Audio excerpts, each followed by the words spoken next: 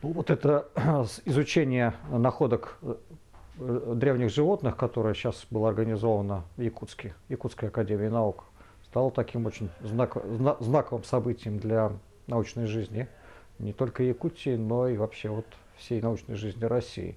Впервые, может быть, за всю историю изучения млекопитающих ледникового периода вот были сразу для изучения представлены и мамонт молодой, и бизон, и лошадь.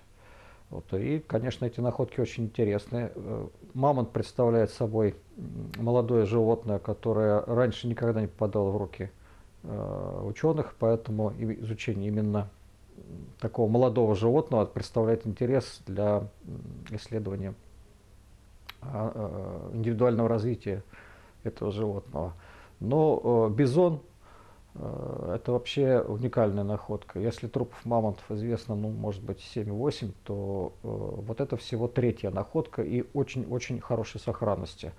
Сохранились практически все органы, труп этот не поврежден, и мы надеемся очень хорошие результаты получить. О причинах гибели, ну, пока рано давать какие-то заключения. Ну, вот можно сказать, что, по крайней мере, осмотр шкуры мамонта, он показывает, что это животное подверглось атаке каких-то хищников, которые, скорее всего, были львами пещерными, которые жили в эту эпоху. Ну, пока больше сказать что-то трудно. Возраст приблизительно тот, который был установлен от 4 лет, может быть, до 6. Будет проведена компьютерная томография зубов, которые остаются в челюсти, верхней и в нижней. И по ним можно будет сказать о том, ну, насколько точно это определение возраста. Но, скорее всего, он будет в этом интервале от 4 до 6 лет. То есть это мамонт-подросток, который был раньше неизвестен. Раньше мы имели дело только либо с очень молодыми, с очень маленькими детенышами, либо, наоборот, с очень старыми животными. Это вот как раз в этом смысле он очень интересен для нас. Скажите, ну тут общественное мнение сформировалось у нас в Якутии о том, что с каждой находкой мамонта как бы ученые близки к такой цели. Как клонирование. Да, клонирование. Как вы к этому относитесь и вообще возможно ли это теоретически? Ну вот японский коллега приедет летом, он сейчас уже уехал, он приедет летом для того, чтобы отобрать образцы для клонирования. Ну, теоретически это возможная вещь. Но я пока считаю, что в ближайшие 5-6 лет это технически будет невозможно. ДНК, которая сохраняется вот в таких трупах в вечной мерзлоте, она бывает достаточно сильно повреждена, и для ее восстановления нужно очень много еще работать.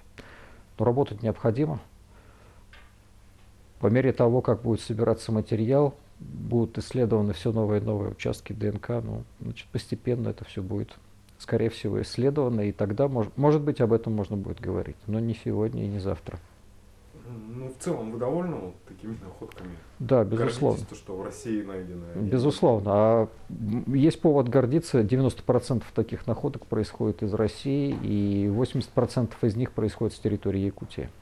И вот объект палеонтологический. Это, конечно, благодаря своевременной информации общины Юкаги и его главы Горохова Василия.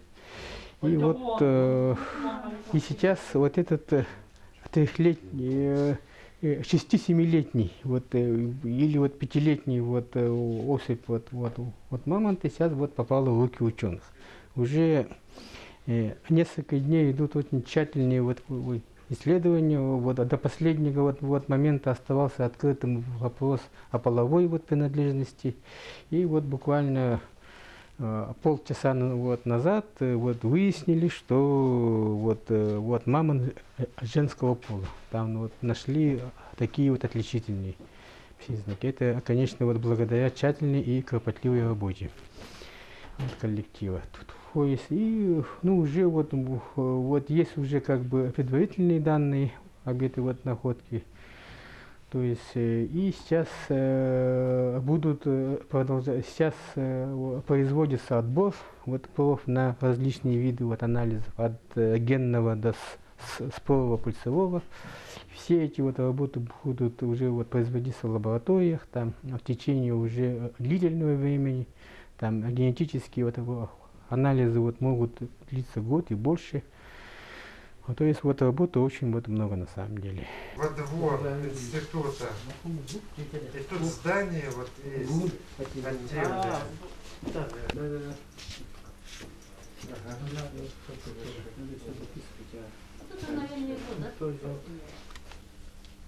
Да.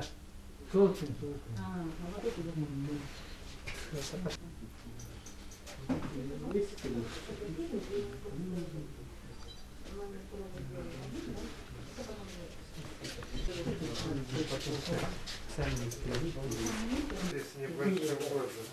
Ну, а по рогам нету. Две я.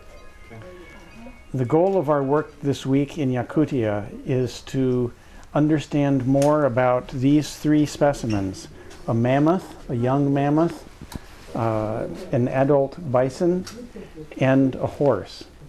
These are specimens that were found by Mr. Vasily Gorokov, and he has allowed the Institute of Applied Ecology of the North and the Mammoth Museum and the Sakha Academy of Sciences to collaborate to bring in scientists from outside as well and to learn more about these specimens.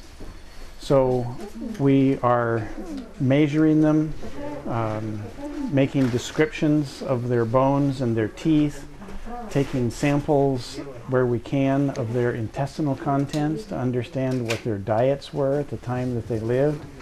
And we're trying to build a better understanding of the climate, the geography, the fauna and the flora that lived here at the time of these animals, which is on the order of, let's say, 20, 30, 40,000 years ago. I know it's not your first experience in Yakutia, but what do you think? This corpses are exclusive? These are really unique specimens. I've worked on mammoths for a long time. I've studied some of the very best mammoths that have been found. But I know that we're finding new things about mammoth anatomy in biology from studying these specimens. Okay, and the last question. How do you think, what do you think about cloning of mammoth? I know you're a professional and you are science. Do you think it's a PR or it's science interest? Science is interested, but I think it is mostly a PR issue. Right now, we do not have the technology to accomplish cloning successfully. People are working on it, and always there will be advances. We may get better at it. But I would say that most of what we're learning about mammoths right now is coming actually from anatomical studies of them, from studies of their soft tissues, which are preserved here, studies of their tusks, which record a history of their lives. We can essentially decode or interpret material from the structure and composition of tusks to learn about detailed aspects of each mammoth's life. Also, there's a record of life in their cheek teeth. So between understanding teeth and tusks, understanding bones, understanding soft tissues, I think that's where the most dramatic advances right now are coming.